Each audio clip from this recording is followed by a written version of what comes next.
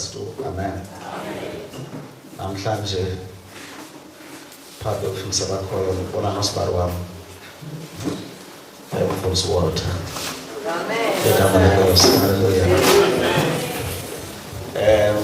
Sinikezwe isihloko apha esithi the role of a young person ebandleni kwi-last days. The role of a young person ebandleni kwintoni? Last days. Manje sithandaze ke bawungcwele igama lenkosi yethu Yesu Kristu. Singena elizweni lakho. Ngena nathi ke Thixo namandla ukuze usisikele ngazo zonke izinsikelo zikamoya kwesimo solindawo through every ministration ebomini bethu. Egama lenkosi Yesu Kristu, we subject every mind unto the obedience of Christ. We silence every evil altar that speaks against the voice of God. In the name of Jesus Christ, we demolish every evil altar that is here. Egameni lika Yesu Christ, that militates against the word of God. Egameni lenkosi Yesu Christ, we strengthen God's altar so that it can speak against all evil altars, triumph, victory, dominion. Egameni lenkosi Yesu Christ. Amen.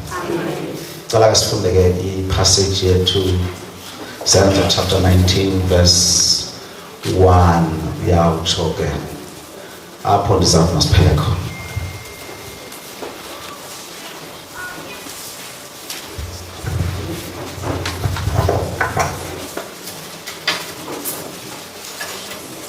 Makafunda ngasesibaneni siXhosa. Siyafunda incwadi yezenzo chapter 19 verse 1.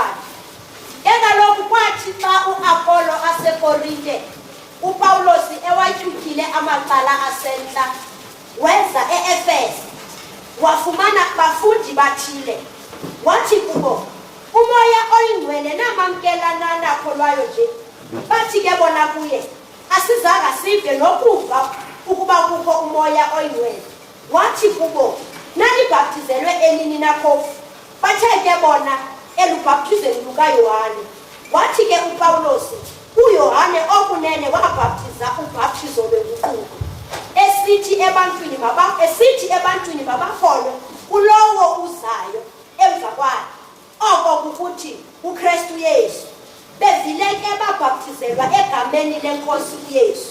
Uthe uPawulos akubeka izandla phezu kwabo wehla umoya oyingcwele phezu kwabo baye bethetha ngelwimi beprofeti aye amadoda lawo ewonke engathi 12. Iphelile. Hayi siyesihloko ngizoxoxisana ngesihloko ngoku. Verse 8. Engaloku wangena endlini yesikhulu wathetha ngokungafihlisiyo iinyanga zantathu exoxa nabantu ebeyisela kwizinto ezingabo ubukumkani bukaThixo. Bakuba abathile belukhuni bengaphulaphuli bethetha okubi ngayo indlela leyo phambi komhlaba wesuka kubo wabahlula abafundi exoxa imihla ngemihla esikolweni sikaTirani. Oku ke kwenzeka iminyaka emibini ngokokude bonke abemiyo kwelase-Asiya balive ilizwi lenkosi uYesu amaYuda kwanamaGrike. Waye noThixo esenze ngesandla sikaPawulos imisebenzi yamandla engahlali isihla ngokokude kusiwe nakwimilwelwe iqhiya nemibhinqo ivela emizimbeni wayo zisuke kubo izifo bathi nomoya abakhohlakeleyo baphume kubo. Ngengaloku bathi abathile kumaYuda abhadulayo abangabafundisi bazamela ukuliliza igama lenkosi uYesu phezu kwabanomoya abakhohlakeleyo besithi sinifundisa uYesu lowo uvakaliswayo nguPawulos. Kwaye ke kukho nyana uthile basixele bakaSkeva umYuda umbingeleli omkhulu ababekwenza oko. Waphendula ke umoya okhohlakeleyo wathi uYesu ndiyamazi noPawulos ndiyamazi kakuhle ke nina ningobani na? wesuka umuntu okukuye umoya okhohlakeleyo wabatsibela wabagagamela wabeyisa ngokude babaleke baphume kuloo ndlu bengcwelekile beze. Kwathi ke oko kwenzeka kuwo onke amaYuda kwanamaGrike amiyo Kaphinde verse 17. Kwathi ke oko kwazeka kuwo onke amaYuda kwanakumaGrike amiyo e-Efese angenwa kukoyika onke lenziwa likhulu igama leNkosi uYesu. Yaye nento eninzi yabakholiweyo isiza izivuma izixela izenzo zabo. Yathi ke nento eyaneleyo yasebenza izenzo zobuqu. Yazizisa ndaweninye iincwadi zayo. Yazitshisa phambi kwabo bonke. Bawabala amaxabiso azo. Bafumana engama50,000 esiliva. Lenje njalo ke ilizwi leNkosi ukwanda ngamandla nokweyisa. Verse 21. Ke kaloku zakuzaliseka. Thank you. So, Mama Ali kasithandaza.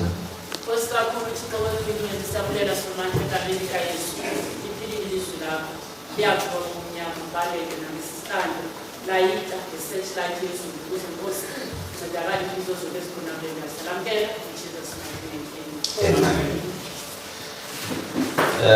uPaulus apha besitshiye ukuthi ufike eEfeso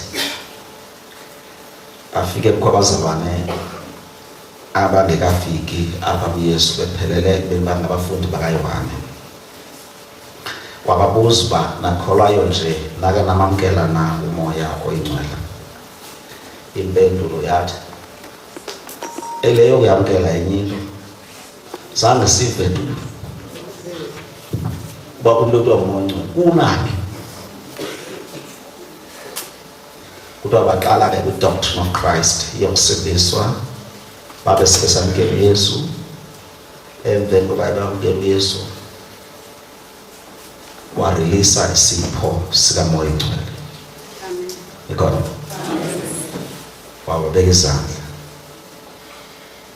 and then babhaptizwa emanzini amaninzi. Sathi ke izolo there are 3 initiations of a believer. Ngiyakubona? Yes. Ndaxakwa igama lesiXhosa kwenza umuntu xa initiate yinto uyangeniswa. Nasekugqirheni uyangeniswa.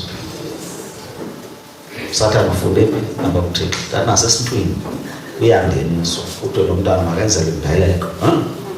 Lo mntana makathunjiswe okanye lo mntana makoluswe njalo njalo. Ikholwa line-initiations ezintathu. Sathi kuqala si-spiritual conversion, uguquka umkele Yesu. Thina asijoyinisi phambi uba singene kuloo nkonzo funeka singenwe. Right? Nesibili singenwe i-initiation yokuqala. Eyesibini ibe lubhaptizo emanzini amaninzi. Esithathu analo ixesha lokuthi inganye xa seyikhona apha kuwe kwenzeka ntoni. Esithathu ibe lubhaptizo ngomoya oyingcwele. Lolu ke ayewawureleasa ubhaptizo ngomoya oyingcwele ubani? Paulus.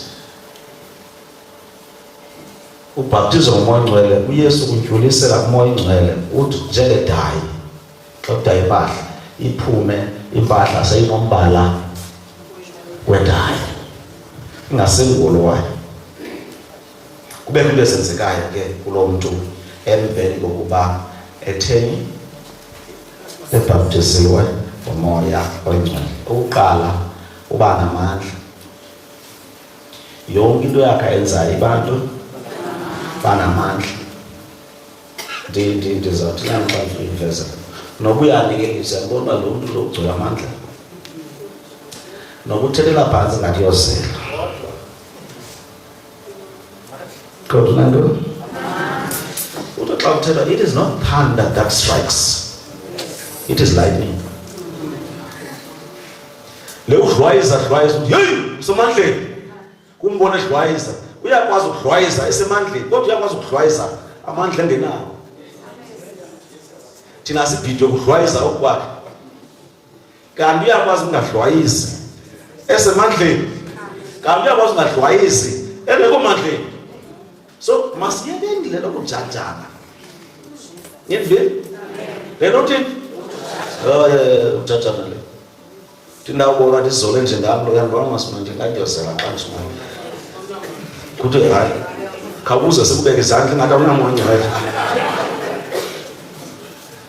Niyelibona masiqa ushunyela abanye abantu uthi xa sekushunyela angancazela emfundweni ubona useme ngenyama.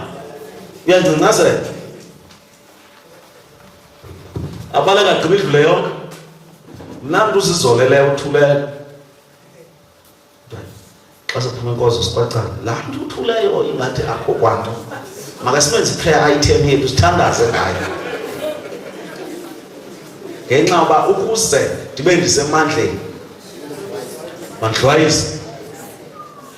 Niyakhumbula uPetros kubonwa abafundi abayi-120 bephuma ku-upper room. Phangela xesha ungafananga ngoku wawungasoze ufumane into onxileyo kusasa. Bawusela utywala abantu belala kwangobo akuse esoba lo uthi kuvukwa nje umoya yhu unuka utywala pha.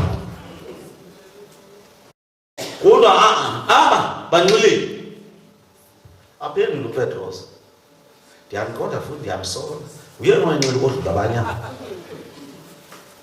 i-manifestation yokunxila. Nyandiva? Kodwa zoJohn ezazinxilile kodwa ufumanisa uba kwi-manifestation mhlawumbi zazingafani noPetros. Wayendwele too much uPetros. Now uthi ke kusekusasa for uba sibe sinxile. Asinxilanga. Andihlekisa ke njengoba sitanxilanga uba iphinde ithi iBhayibhile uPawulos xa ethetha athi sanxiliso likwani kodwa be drunk with the Holy Spirit. Uyenzeka umuntu anxile ngomoya ongcwele. Abanye bade bagqadazele ndixelele. Nathi ke ndithethayo.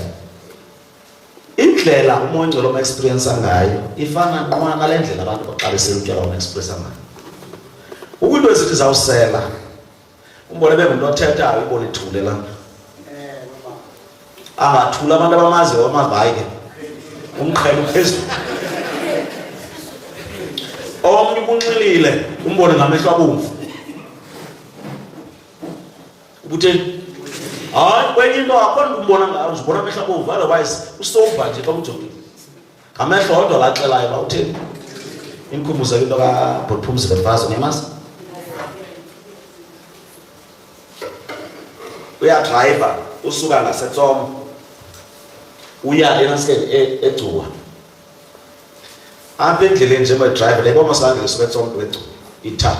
Kubekho uMakoti oqhuba imoto apha phambi kwakhe ngoku kubekho umuntu osuka apha endleleni yomhlaba ozojoyina le ndlela. Unxilile. Watshayisa le moto kaMakoti ecaleni. Botyoka imoto. Hayi ke umiswa lijonga kwathi ungathangani. And then ke kubekho laa nto uba bebe case ne-evulayo so ungandibuzi kwasithi a-criminal case or a civil case ndilibele. Kweyoxoxwa ke ngoku ematyaleni.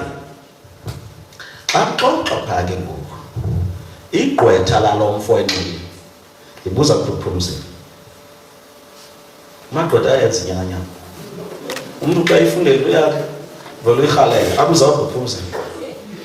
Athi kutheni unxiba isipeks? Isipeks sidibana phi na theni unxiba isipeks? Hayi into uba ndiboni.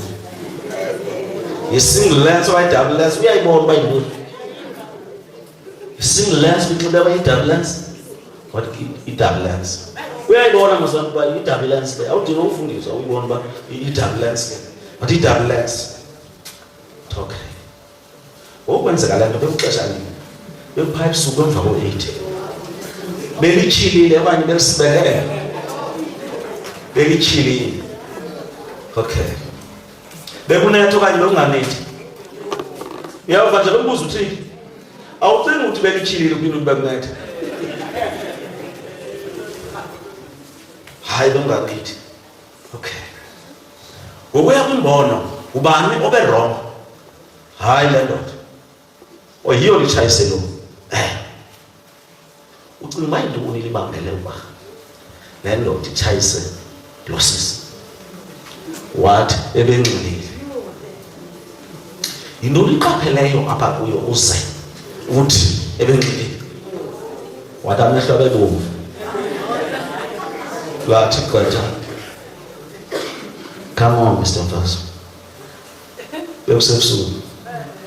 Unxiba lens. Kuba uthawuboni. Wawugqiba uthi ubona umuntu onamamehlo abomvu ebusuku. Umbuzo ndifuna ukubuza wona. Xa ndikujonge sekuzwa wonke ukuba wenza umsebenzi wakhe. Yayiva loo nto? Ubuza uba iidigri ozifundileyo zithini? Hayi Mr. Mfaso, ngicela uphendule lo mbuzo. Ingaba wonke umuntu onamehlo abomvu sebenxilile?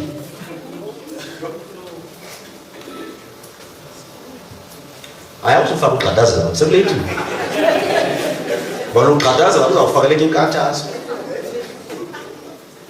Ubufake ngoku xa uthetha ngamehlo abomvu ufake nezinye izinto. Azangeni kwezinye izinto. Umiwe kule amehlo abomvu ka. Sangaphinda ayongqina. Waleft isidiyana ngamahlobo. Ndithi abanye abantu abanxileyo banamehlo abomvu. Abanye abanxileyo balala umntu. Abanye baxa benxilile abathethe into ezilapha. Abanye xa benxileyo abombeli basuse amaphepha. And badisturba nepeace yabanye abantu xa benxilile abanye. Hleli into ngophakame sombele. So ukunxila usiveza ngendlela. Ngendlela. Awukwazi usebenzisa la mehlo ube sosithi umuntu unxilile. Yi-discernment. Utsala amehlo kamoya. Ekwenzayo ba ubone ba lo umhlobo xilile. Angasobha nje kodwa utheni? Yile ngxaki abashumayo babanayo. Bubeka izandla emntwini akawa ingathi akwenzeka ngayo. Kanti abantu xa uministerisha kubo baresponda ngendlela. Nikhona? Amen. Ubona umuntu umthatha 2 feet. Ngokungathi umcimbi is in the falling. Yena xa uministerisha usenzela abantu. Xa wenzela abantu. Xa abantu ukuthi klika. Abantu ya. Bazonbo. Bangiphelile kwenyana. Oba ungawo bangabeka isandla bawe. Uvaka kakhulu. Uthi ubachale. Awubachale. Bekungcono. Yona uxomtshana. Ndine nikhona? Amen. Bekungcono umtshala ngemva bentanyeni. Awumtshala ngaphambili lo muntu umlimaza umqolo. Spy. Ufana xa imoto sitshayisela, ungcono xa itshayiswe imoto ngaphambili. Xa utshayiswe ngemva ube impact inkulu soze ungalimala entanyeni okanye umqolo okanye isinqeni. Ngoba umqolo awudalelanga ubhendele ngaka. Nikho. Amen. Abanye bamosha makeup zabantu. Xa bathandaza.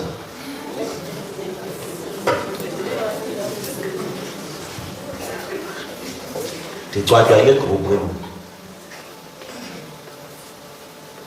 Dalufakile. Aba umuntu athi ayisekulate njengoba sephozweni. Akasiqama ngimela akasithina ngavula afake wig yakhe.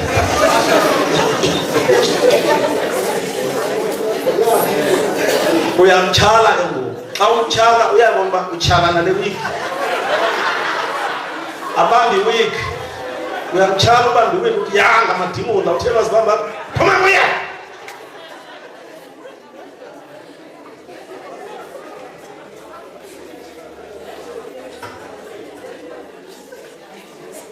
So impawu zokuba ubhaptizwa ngomoya ongcwele zininzi. Kanali ixesha loba sizicacise. Enye yazo impawu kuba ezazipho siku 1 Corinthians chapter 12 So verse 7 yatsho kuverse 10 uba nazo. Soze ukhupha amadimoni kanti awubhaptizwa ngoMoya Oyingcwele. Ndikule nto ke thina sicinga uba umntu obhaptizwe ngoMoya Oyingcwele ngumntu othetha ilwimi. Ayikho njalo.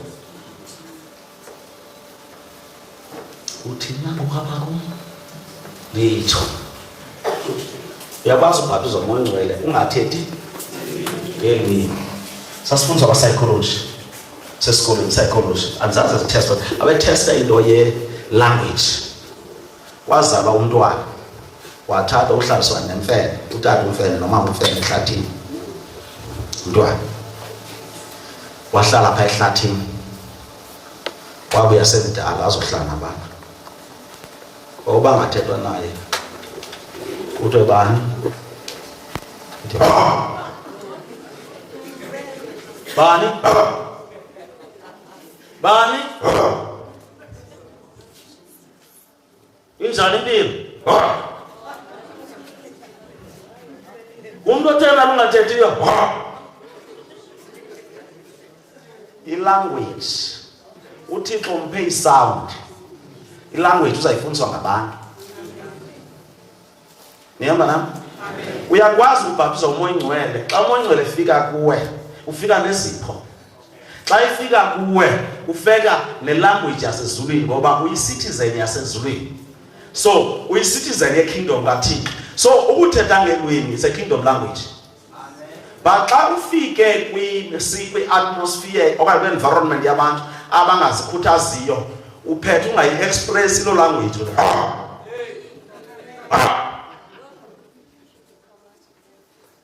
Naxa uhlelwe nguMoya Oyingcwele uyakhala kha. Ayiphumi le language ngoba ufike kubantu abangayikhuthaziyo. Owabengayazi ukubaluleka kwale language. Nikhona? Andikazi ukuthetha ngokubaluleka kwale language. Kanza ukuvezela. Uba suthi kuba ungayithethi uzikhondeme. And for as long as usazikhondema, awunazi uzithetha ilwimi. Usazikhondema? Hayi nakho spiritual, abanye ba spiritual. Uthina ba spiritual.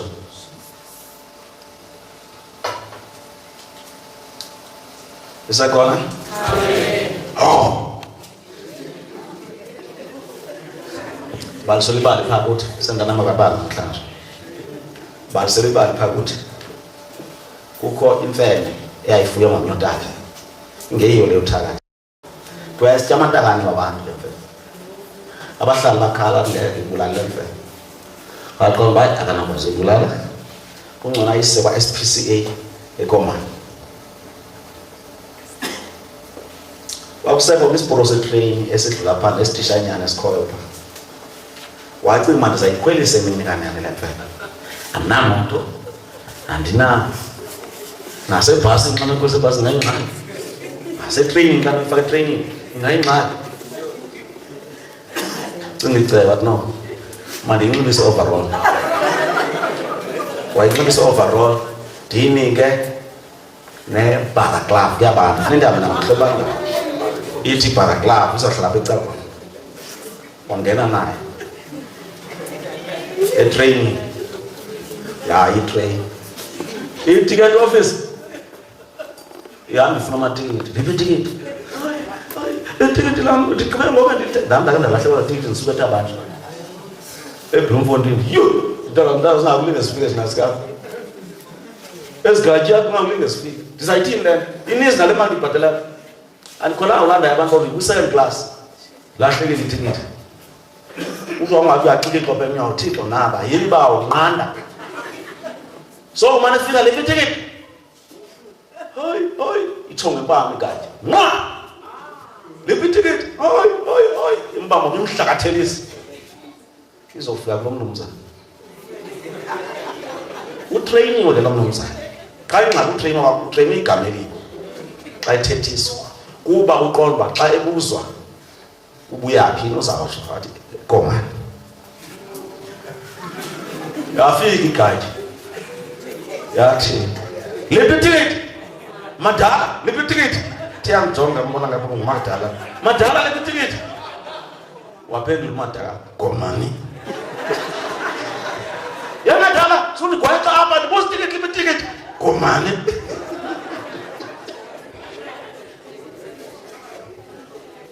Hayi ke. Wathi usegqithi ndiyamsiyenza uyanga. Wamsiya wabuza kwabanye abantu. Yakhayeza legaji. Buza abantu abuza, yabuya uMadala. "Madala, usasile nangoku?" "Komani." "Nini itikiti Madala?" "Komani." Watsho ngempama. Hayi akwenziwa loo nto ke kufenini, ndiyayazi ke leyo. Yo, asukuma ngemnyango. Bathatha bane-training. Betha Madala. Yakhala indoda, uMadala uyiphethe. Wakabhize, asuluzana le ndoda. Kanti umsiki uyaphuma ngapha. Othi kanti nawo nemvubu, faka imvubu Madala, faka imvubu.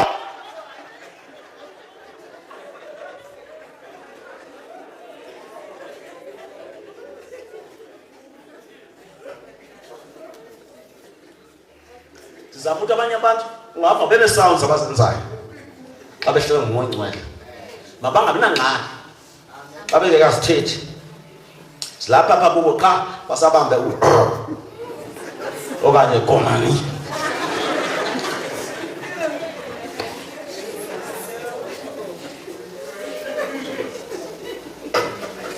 Kule nto ungakhuthazwa kwazo, uPawulo unyuthele esazithandazela. Hayi, thina ngumadingo nango, hayi Satana. Angaze aphinde asithethe. Yiko omnye uthe bekususu. Ngelive mosixha kwimini esisusu enkonzweni. Wasibona siphuma. Watsho. Wagqibelisa ngaloo nini. Azibuza uba inoba nditheni. Uvuka azikho. Inoba nditheni. Ingxaki lapha engqondweni. Ibingxaki. Ayikho umoya ilapha engqondweni. Ndinepicture yam kwabefundisi baxa betshatisa. Athi awuthi ukutshadisa athi you may kiss the bride.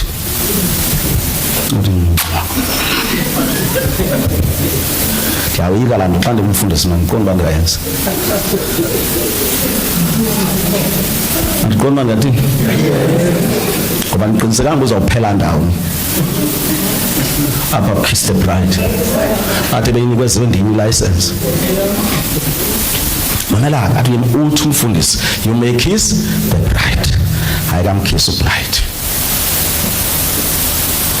Abuye umfundisi after 5 years. Abuze ugqibeleni ukumkhisa unkosikazi wakho. Ngalaa mhla sasitshata uthi I may kiss the bride.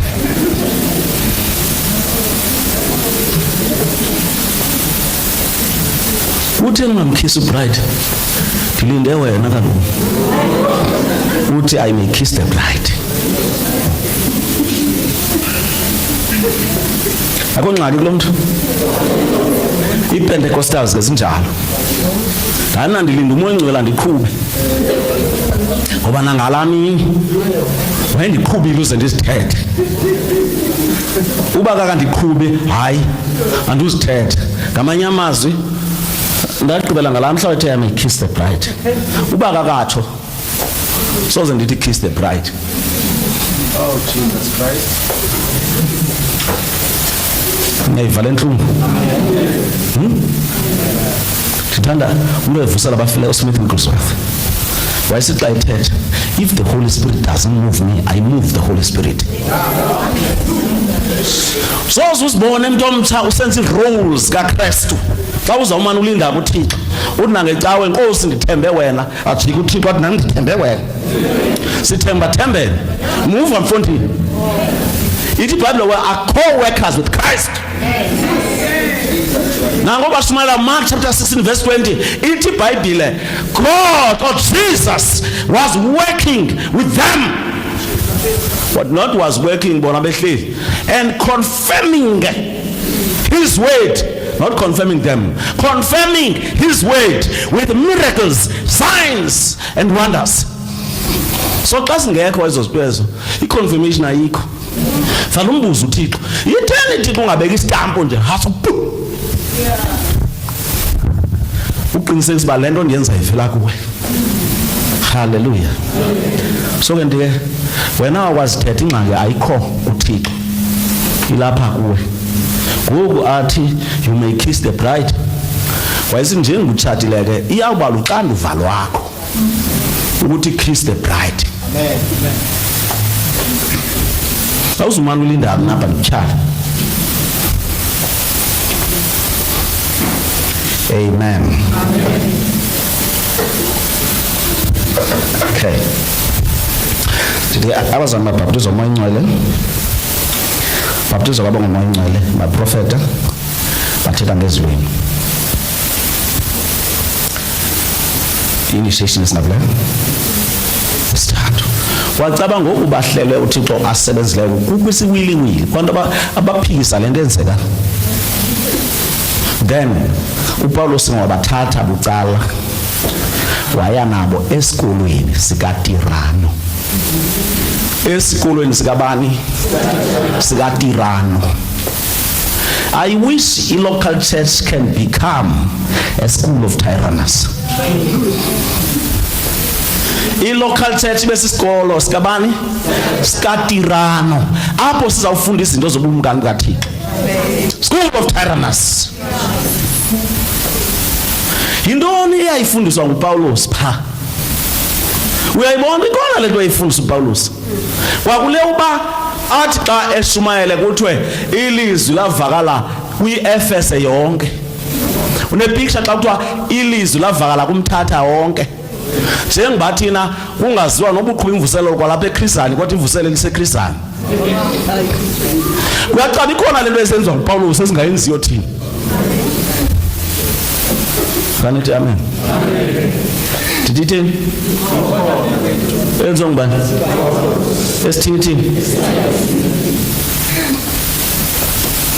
Paulos usenzani mani le nto awuyenza thina singayenziyo. Khawutyhila Matthew 4:23. I-ministry kaYesu had 4 pillars. Singaphi? 4. Athi ku 1 Corinthians chapter 11 verse 1, xelisani mna uPawulos kuba ndixelisa bani? Kristu. Kafundi. Matthew chapter 4 verse 23. Hayi, Matthew. And Jesus went about all Galilee, teaching in their synagogue, Bayifundisa. 2. preaching of the kingdom. Eshumayela. Niyaziveza izinto? Uba ngumfundi kaYesu ufanele uzenze zonke izinto. 1, uyafundisa. 2, uyashumayela. 3, And healing all kinds of sicknesses. ephilisa. Nawe ufanele uyaphilisa. Uyamfuza Yesu nawe uyaphilisa. Quba? And all kinds of diseases among the people. Yes. Then his fame went throughout. Imake. Udumo lwakhe lwathi wow. Kodwa udumo lwakhe aluthiwo emveni ka preaching. Lithiwa emveni kabani? Healing. Athi uPawulos xa ethetha 1 Corinthians 2:4 ndagqiba xa ndifika kunapha eKorinte bazalwane ukuze xa ndishumayela ndingabi nabuciko endininika bona ukuze ukukholwa kwenu kungabheyiswa kwi-wisdom of man but kubheyiswe in the power of God. Athi ku 1 Corinthians chapter 4 verse 20, for the kingdom of God is not in word but in the demonstration of power. Apho hamba khona must demonstrate the power of God. Le into ayinamntwana, ayinamntu mdala, ayinamntu ongusisi, ayinamama, ayinabhuti, ayinatata. Inomntu ongumntwana kaThixo qha. Demonstrate God's power. Apho hamba khona. Then udumo luzaba khona. Check.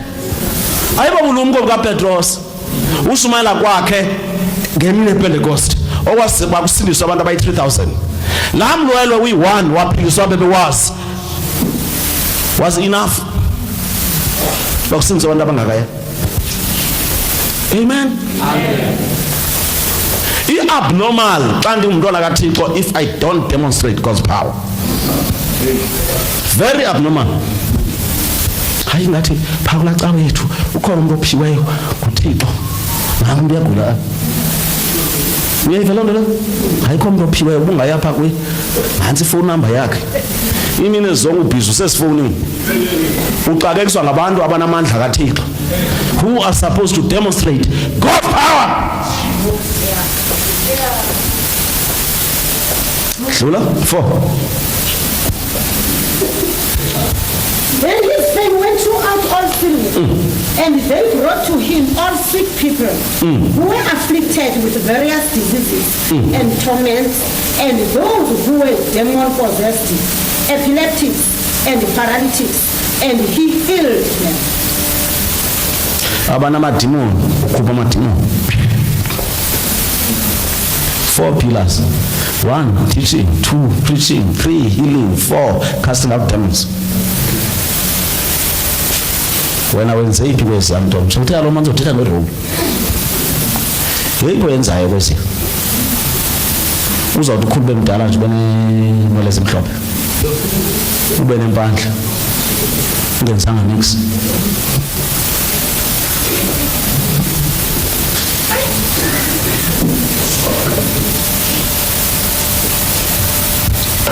Uyabonakala kuba uPawulos wayesenza loo nto kuba lanaba ilizwi lakaThixo.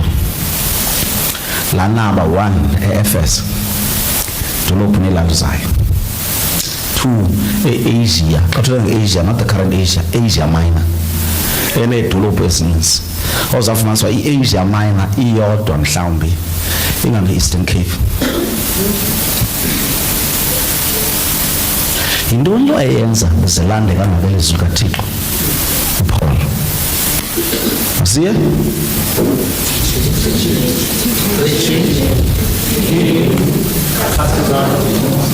Number 2, xa efika endaweni uPaul wayetyhilela uba what type of a church God wants to establish in this area. Ngoba iindawo azifani. Nicole, xa ufunda eBhayibhileni ibandla laseKorinte lalingafanele laseEfeso. Nicole, lingafanele laseKorinte nelaseAntioch.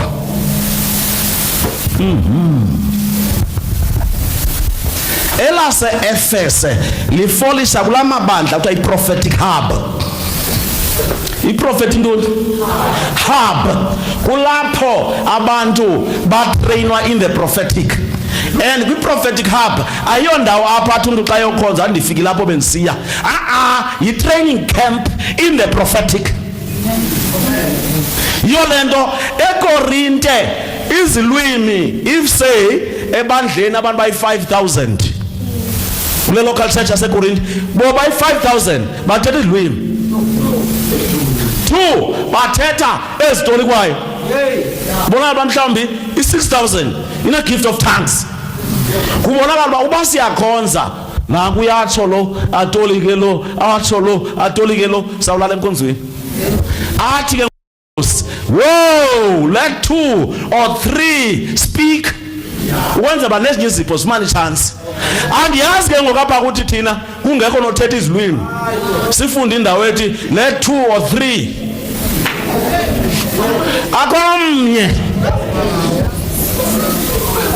Sidinga i-prophetic hub. Ke sihlukuhlwe sithi. Abantu be-order ke bamele ecaleni. Ngoba i-order ziyashiyashiyana.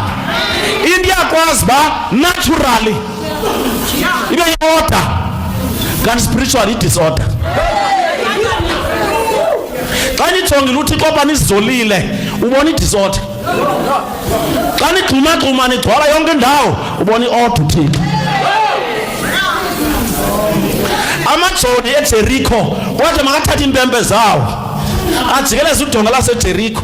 Amadoda anentshebe aneefamily zawo athatha i-trumpets. Yenina ngumdlalo wantoni lona udlalayo apha? I-disorder yantoni nale ezulwini? Kuthiwa nantsi i-order yamazulu.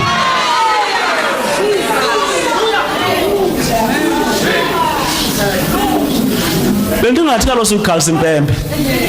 Kukho into ebendiyithetha ngelaa xesha ndithi mandincede ndike ndabotsa phaa ndithi hayi lo mzalwane ndimbethile. Kukho into ebendiyithetha ndithethele ezantsi so sisotene ne sharp. Nikhona? Ndithi ufuna undixelela ngoku wena xa unomntana ona 16 years ungakwazi uthetha uyambona une-order laa mntu wena ngumzali uva kamandi ndizoda leyo umntana ona 1 year xa kukhonza uhlala esitulweni nakwabo uzihlala nje esitulweni noba ungikhwelisa emotweni uhlala ngathi ngumntu omdala ayo-order leyo itheni isibhidayo xa sifika apha endlini kaThixo? Xa usindiswa into yokuqala enzekayo uba lusana lukaThixo. Nikhona? Njengosana lukaThixo must explore. Uyeke to explore. Ungathwa ayo yalapha ekhaya ke. Apha ekhaya sizolile. Nathi sasinje ewe kaloku awulusana wena. And it means babe kuyekile ngoku awufuna bayeka abanye.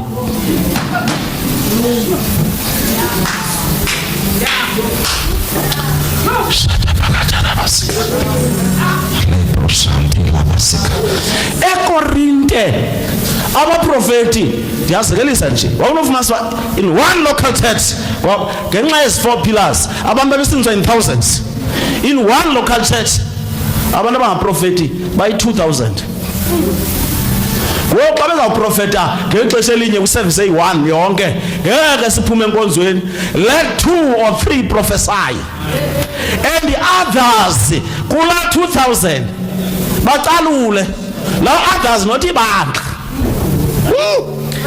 Enye into egrieve mongcwele kuthi we grieve the Holy Spirit xa kurelease isiprofeto apha abantu abangena grace yokucalula omoya bacalula ngengqondo. Xa kuphuma inkonzo onongqondo kucazulule ku-analyze prophecy grieving the Holy Spirit.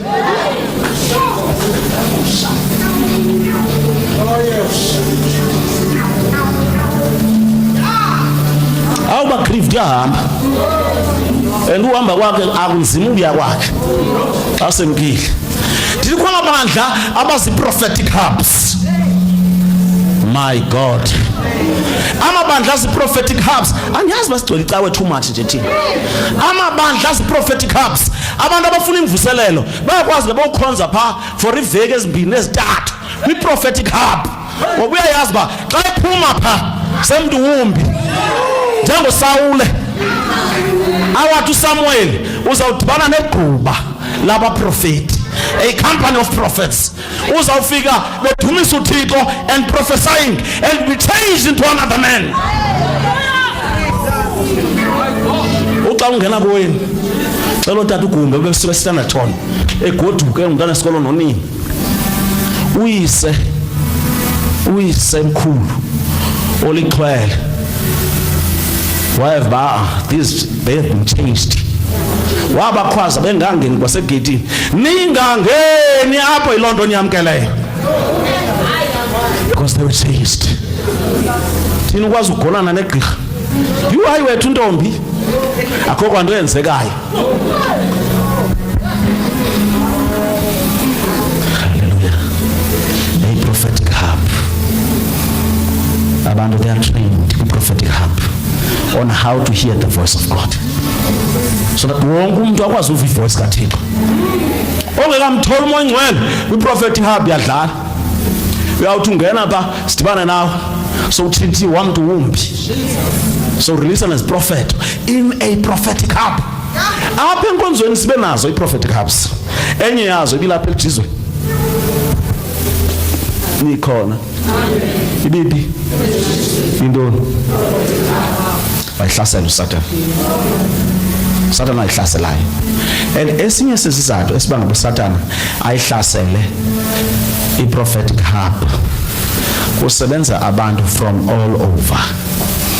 Ndizoyithetha le nto noba ivela ku-social media. Ngeli xesha le-COVID uThixo uveze i-prophetic hub eCofimvaba eNgcoga. I've never gone there. eNgcoga eyiveza ngomuntu ongadumanga, ongumama, eyiveza ngomuntu ongafundanga, nothi umuntu odumileyo, nothi ongafundileyo, no prominent. Ngoba uThixo, he does not call the qualified, he qualifies the called.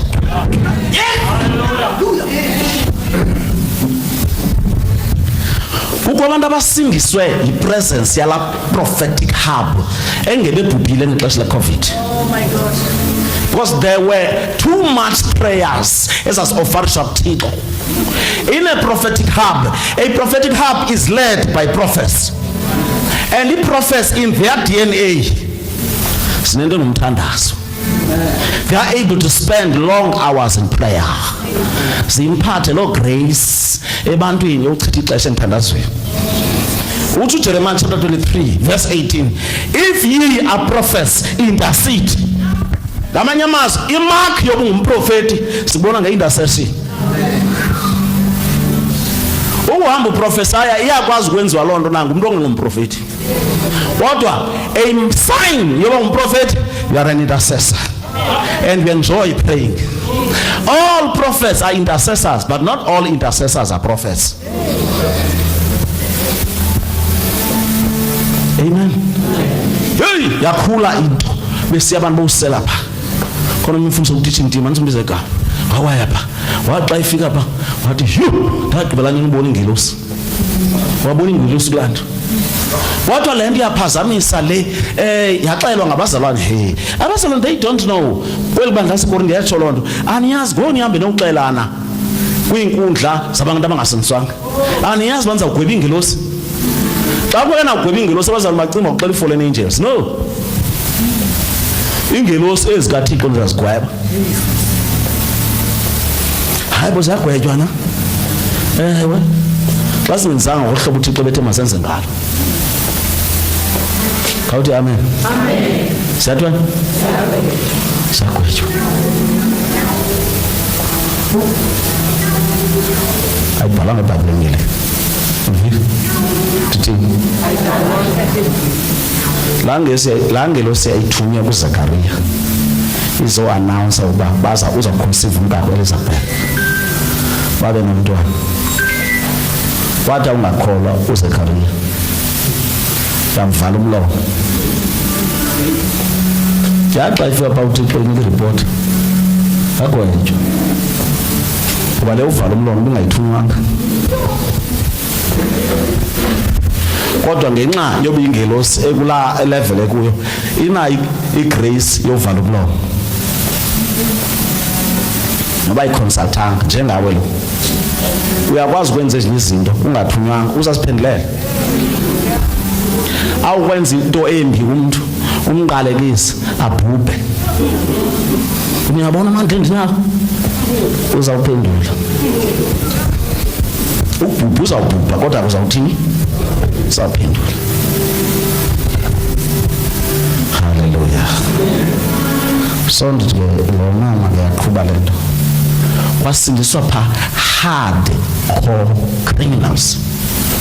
Umuntu uxela uPinansika ucela minister lo wamapolisa banako umuntu kwi-curfew ba kwi-lockdown ntontona azimanye lapha. Wafonela ucele uCommissioner Sexton Cape kwathi makuthethwe namapolisa aseCofimvaba ovala laa nto. Afika amapolisa drive iveni yakwethu. Abantu abepha bathi asazi noma bephethe isixhobo okanye bephethe intoni abephume phandle pha. Kodwa bathi xa befika kwi-premises imoto yabo yashaya u-10 ayabaleka yeha zange besangena. A prophetic hub. Wacaba buya-insista pha kufuna iripoti mabaphinde baye pha baphinde ngoba baphinda beze ngesihleke xa befika ezi criminals zoyikwayo apha eTranskei kunzima nozibamba. Hardcore criminals nazi zilapha ziconfessa izono zazo zize zi-asharisha apha uThixo uzidlangule in a prophetic hub. Icrime iyanyuka eMthatha. Iphi prophetic hub eMthatha? bantu abatsha, intercede to God so that God can raise a prophetic hub in our city. Mamela ke, move of God. uSathane uzawuthumela abantu abaza ipati yayo tuxelele. NaseSamaria xa sasiduma mpa uFilipe Shumayela pha, uSathane wathumela uSimoni oyinyakhe kwenza bakhuthale kakhulu apha enkonzweni. Xa sekukhethwa ama-elder, azabe li-elder lokuqala elikhethwayo eligqwirha, so that libe igate yokungena kwi-witchcraft. Kwenzeke loo nto pha eCofimvaba, ngena igqwirha pha laphiza amanye amagqwirha emvini obengena. Into yokuqala bayenza amagqwirha ngoba bayaziwa uba mhlawumbi abanye abazalwana they speak negative of you, bathi speak positive of you. Magqwirha thethe kamandi ngawo, hayi bakusukela akupromote ude ube away from abantu abafanele uconnected kubo. But ilishwa naba kufanele uconnected kubo abakhulanga enough yoba bakuhlangule nomsebenzi uThixo akuphathise wona. These people are releasing prophecies as satanic enkonzweni. You know, there are 9 tests zokusitesta is prophet uba sivela kuThixo na okanye asiveli kuThixo. Enye yazo ingaba siyavumelana nesiprofeto nelizwi kaThixo, ingabe sisiprofeto emveni kokuba usivile sikwenza uba uthobeke na okanye uphakame. Esizawuthi uyimember yesine kwiTrinity, sifaka impakamo apha ku asiveli kwakuThixo eso, sisuka from the kingdom of darkness. Abazalwane baye bebhekela kuwe endaweni wabakuhlangule, because le nto iphethiswe nguThixo iza kunceda ilizwe.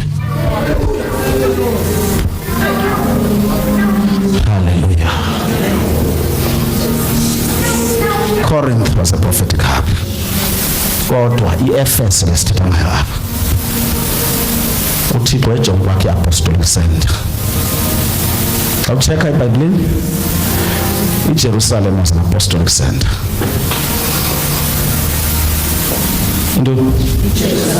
iAntioch was an apostolic center. These are 3. Ephesus apostolic center. Indoni apostolic center. Apostolic center yindawo ekukhonza abazalwane khona. Is led by a plurality of 5-fold ministers. Ayina mfundisi one, mansebenza language apostolic center. Because sube umsebenzi wayo umkhulu ngeke wenza into yi-1. Apostolic center in a plurality of ministers. You find in an apostolic center apostles there, apostle. In an apostolic center, prophets are there. Apostolic center, teachers are there. Evangelists are there. Kuphizi uxakekile ku-apostolic center. Kanithi amen man. Ndiyanibona nangona ndithinto zomkala mama. Khawuye kuZenzo chapter 13 from verse 1. Thina xesha. Nakandinangxaki ndiyeka nani mina xa ndifuneka.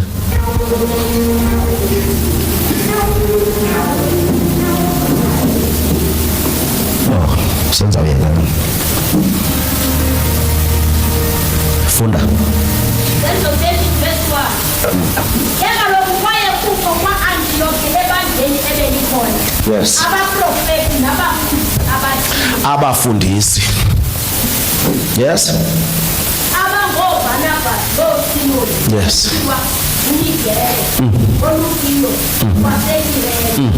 Nyaba apha abomntu uyi-1. Nikhona? Wa ama-elder kwinantsika kwi-apostolic center ayizonceka-ncekana nje zama-elder. Abantu abangama-elder kwa-apostolic center zii-5-fold ministers. Ndiyapruvela ndithanda kanaxesha noba kutshiwo nguyi-5-fold minister ubuyiyo uyiyo ke, akudingeki ukuthi ube ngumfundisi uzibe yi-5-fold. Dlula uLucius lwaseKirene kunyana kaSimon lwayethwele umnqamlezo kaYesu. Kanithi amen loo ndawo. Dlula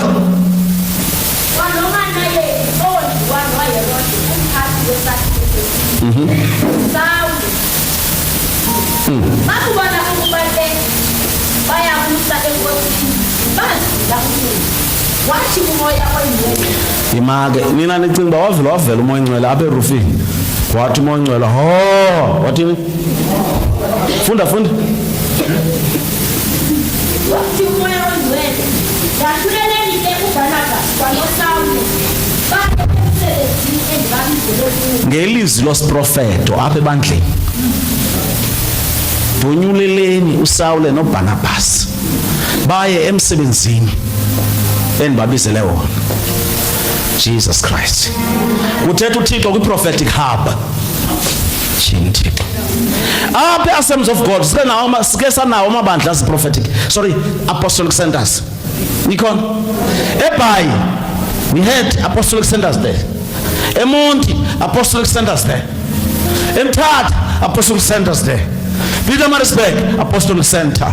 Durban apostolic center. Orlando apostolic center. Those were apostolic centers where you could find a plurality of fivefold ministers. eBhayi kwenzekile 1967. My God. Utata uBhengu wakhathazwa ngumlenze. Wo-admithwa ndiyavala njalo. Wo-admithwa eFree Hospital. Xa kufikwa eFree wathi lo mlenze funeka unqunyulwe. Utata uBhengu uthi ke xa ithethe hayi ndiyazile bengekatsho ogqirha uba kufuneka unqunyulwe. Jesus Christ. Uba le ingxaki yasekhaya le generational curse kuthi uBhengu le ingxaki yaphi yasekhaya. Hayi ke uthe eBhayi eFear Plus uThixo epheka into ayiphekayo eFear Plus. Ichoir isa practice. Dithi kwi-choir practice nindivile? Wathi tongues kwi-choir practice zatolikwa. Ezi tongues zazingathi hambani ndinani, ngoba thina ilevel esiphansi ngayo ii-tongues zethu ngohambani ndinani. Zathi ezi umkhonzi wami useFree ehospital ngosuku oluthile khazive ezi tongues man kufuna nihambe ekhwaya niye eFree ndifuna uphilisa umkhonzi wami ngenani kwinzila ka-3 days and 3 nights.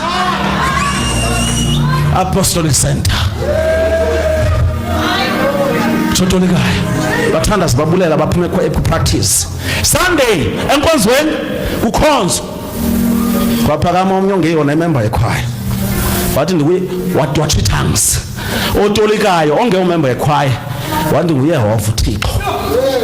Nina badla kubeka nithandaza ndizawuthumela ikhwaya eFree yophilisa umkhonzi wami.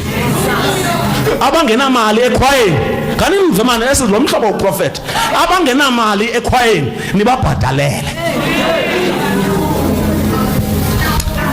Bafike ni 1967 yoba kuyo uThixo sesiyinkosi yethu kanti uthinte all over the country strategic people efuna bawuvele eFree kaloku nivela nani nini. Ngoba xa ndibabuza one by one hayibo nawe ukhona ndandikhona ngalamhla. Fundisa uThixo ukhona yes ndandikhona. Fundisa uZibula wawukhona yes ndandikhona. Fundisa uEddie Phuthuma wawukhona yes. Fundisa uMyron Phuthuma wawukhona yes. Fundisa uNkomondi wawukhona yes. Bathi bakhumbuzane xa sendibancokolisa bathi yakhumbula xa kufika yacula ikhwaya kuthini. Mamela i-apostolic center ayidipendi kumshumayelo zamane ebeka izandla athi umakhwa ngusathana. No miracle, no healing, no breakthrough. In ministries there's a diversities of ministries. Even through choir God can perform the supernatural.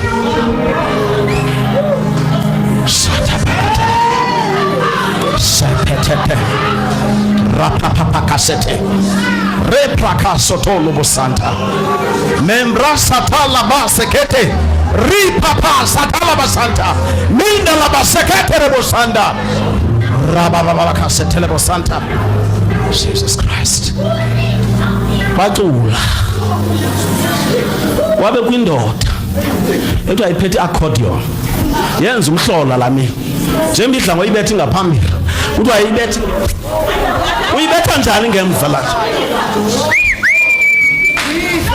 yayibethe accordion ingemva wasuka utata oyimember yepata oyi-DP apha eTranskei utata usingatha engemva wavela waflya phezu kwabantu phezu kwabantu entsomi zinto sizilindele yiyo le iBhayibhile ithi God performed special miracles with the hands of Paul not esiqhelekileyo esasiqhelile special miracles.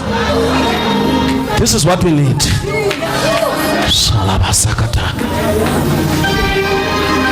yaflya le ndoda singatha wayinkosi apha eTranskei wazowuwa not uwa uthi bhaxa because this man in an apostolic center ude ube kwi-transport kamoya ingcwele, transport of the Holy Ghost. Nansi transport akula ndawo akuyo usingatha ihamba phezu kwabantu vum xa ifika phaa umphuthaphothe emilenzini wakhala ubheni ususiwe ewardini wa-organizela indlu engathi inkulu because wayesazona seburhulumenteni xa izobonwa ngabantu bakhe iholo enkulu yabeka i-wheelchair akakwazi uhamba msine fika into kasingatha wakhala bafundisi ninako umntu niminyaka lantoni umntu azandilimaza sangagqibe wangathi emlenzini kungena umbane waxhuma phezu kwe-wheelchair wabaleka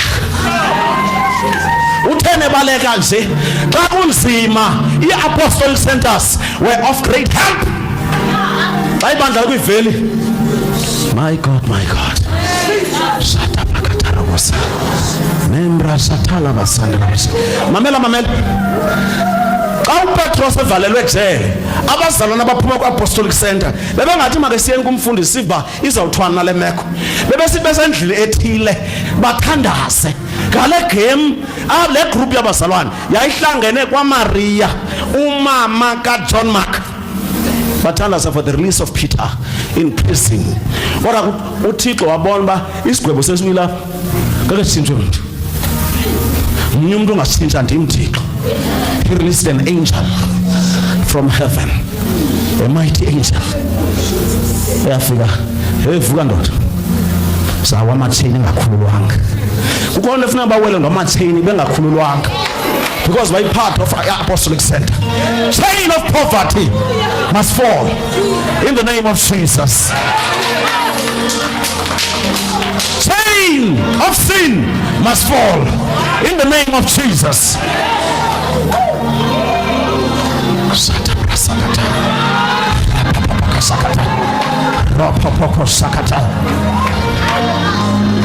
Thixo sikhumbule nakwelethi ixesha and establish this place as an apostolic center. Lambresa kata brasa labasente limbrasa talabasa salabasa sapopopokos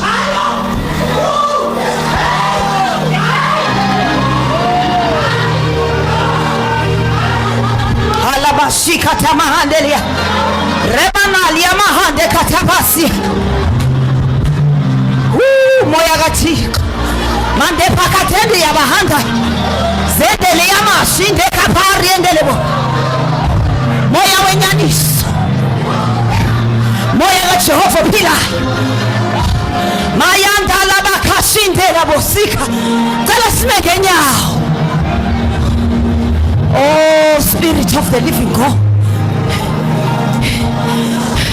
shane kata mandeli yabosikata enye yezinto uThixo makasincede ngayo yile ndaba yeprayer. My Jesus, ngicela uze brother Cham, yile ndaba yeprayer. Ibandla lihambe ixesha elide, iprayer igxekwa ngenxa yezinto uSathana yewazifaka kwakama makuvalwe iprayer. My good God, ngexesha iprayer ibineziqhamo abantu abantu bene-testimonies kodwa ngenxa ye-whole night prayer abantu usathana esenza izimanga efaka abantu bakwenza amanyala kwavala iprayer kodwa i-testimonies were undisputable. Mushinda yabakhathaya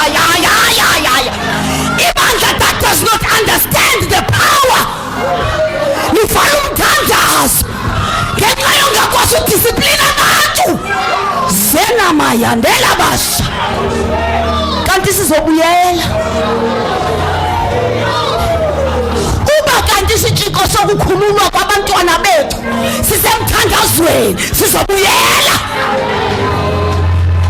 uba isitshixo sokubreaka ama-chain sisemthandazweni namanda liyanahambe khathaphaya ukuba kanti amandla e-apostolic hub asemthandazweni kuyanyanzeleka siyophemba emthandazweni agcwele ngumoya wezimanga uzobanjwa ngawo sayeka into namandla ngenxa yokutyholi ibandla selikule ndawo likuyo sicoca amatyala angapheliyo ngoba sivaleyo nanti sisitshixo uzothandaza brother cha mashanaya rakatapasika rikapasikata worihasi warakata rikaposata rapasikata ularataposa rialabosa makaziaria osatakarota marakatakabosa warabasata rabakasetakato raka usaratosa warialaroto moratariarabasa irakayota rakasi murabasata rakatabosa rabasata kakarata ribabababasai rababababasata riakatalawababasai ribabababasai rialabababasikata rabababaratasa riakatakavorata ribaratava rakatakasata ribaratesika ulabababasata rabasata kakataro ribasandalamosa mayalamosa rababaratavasa. Namhlanje kukhona kuthethwa nawe namhlanje kuzovuka ama-prayer warriors. Namhlanje kuzo-inventwa ama-intercessors. Silibandla, we are tired of being weak. Luyaphakama uphondo lwase-Assemblies of God.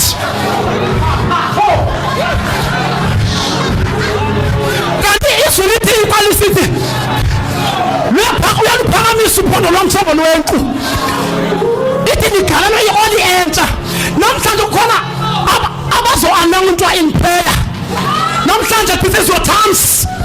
If nobukhona namhlanje uthi nami I want to be anointed. Ngifuna i-prayer life yami i-reach a certain degree. Baleka uzobanga phambili. This is the grace. You will miss this grace.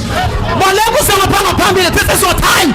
And there is a grace to fast.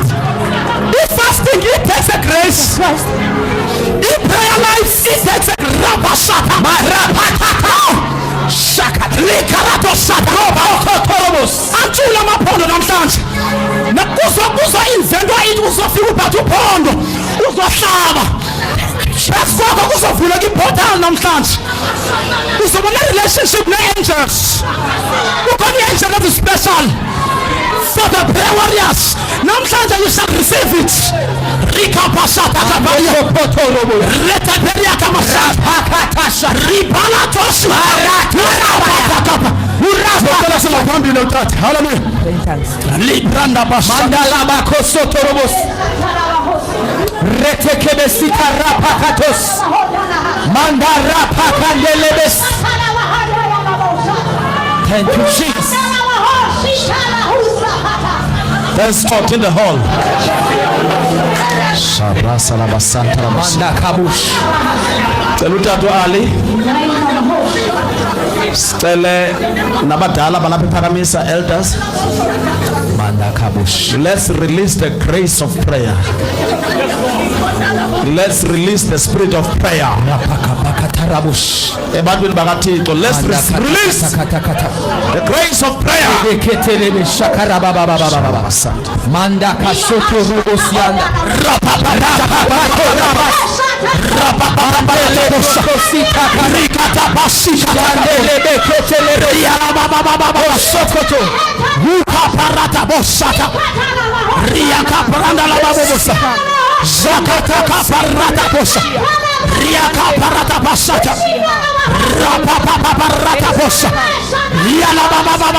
Grace. Receive grace, receive grace, receive grace, receive grace, grace to pray, grace to fast, receive in the name of Jesus. Oh, receive the grace, receive. Zarata kaparata bosa, Moria kaparata bosa, Rika parata bosa, Mayala rata bosita. Grace to pray, grace of healing miracles, grace of working with miracles. Riala baba receive, ratapa, Rika baba sata, Rikata pratosa, Hula barata pasikata, Mayala rata papa rata bosa, Rata pasata. The grace of deliverance, Zaka barata baba sata. Oh, Holy Spirit, you are full in this place. You are working in this place. You are working in this place. Mayendeli la baba sa. Rapapa sata. Rapapa taka pasata. Mayala parata bos. I worship you. I worship you. You are here. You are working in this place. I worship you. I worship you. You are here. You are working in this place. Oh, I worship you. I worship you. You are here. You are moving in this place. I worship you. I worship you. Waymaker, miracle worker, promise keeper, light in the darkness, my God, that is who you are. Waymaker, miracle worker, promise keeper, light in the darkness, my God, that is who you are. You are here. You're moving in this place. I worship you. I worship the Spirit of the Lord is here. You are here. You are moving.